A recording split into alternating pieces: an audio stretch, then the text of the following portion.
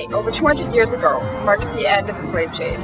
Come with us as we go explore the Governor-General of Canada, Michaëlle Jean, and she receives an honorary Doctor of Law and helps open a new research institute at York.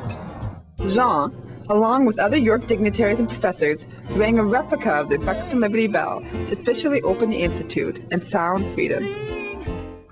Jean herself has overcome many obstacles in her life. As a young child in 1968, she fled Haiti with her family and sought refuge in Canada. She went on to receive her Master of Arts from the University of Montreal, mastered 5 languages, and became an award-winning journalist and documentary filmmaker. She's noted for her struggle to fight humanitarian crises worldwide.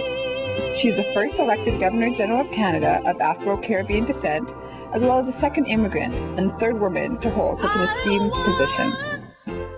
The York African Dance Ensemble was on hand Sunday afternoon to perform a traditional dance called So Sorion to reflect the story of slaves taken from Ghana during the slave trade.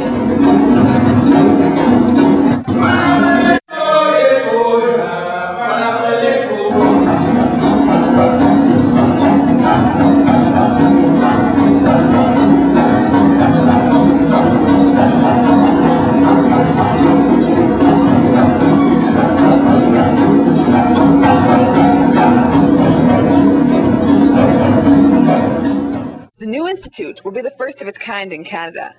Excalibur caught up with the director, Professor Paul Lovejoy, to hear more about the new project.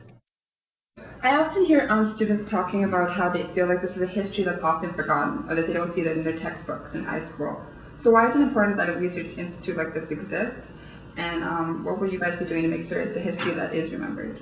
Well, one of the reasons that racism has persisted is because of what we choose to remember and what we choose to forget. We either choose it or unconsciously or consciously, but nonetheless there are choices made as to what gets studied in schools and what gets left out of the curriculum and so on.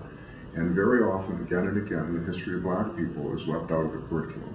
And very often, what we really don't allow to happen is for black people to find out enough about their own history. And we're operating on the assumption that we all have to know that history, because that history affects all of our own history, whether we're black or white or Chinese or anything.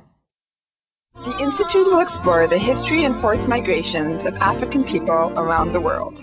Professor Paul Lovejoy also added to me that the Institute will address real-world challenges. It is currently held in Founders College at York University. For more information, go to www.yorku.ca/admin.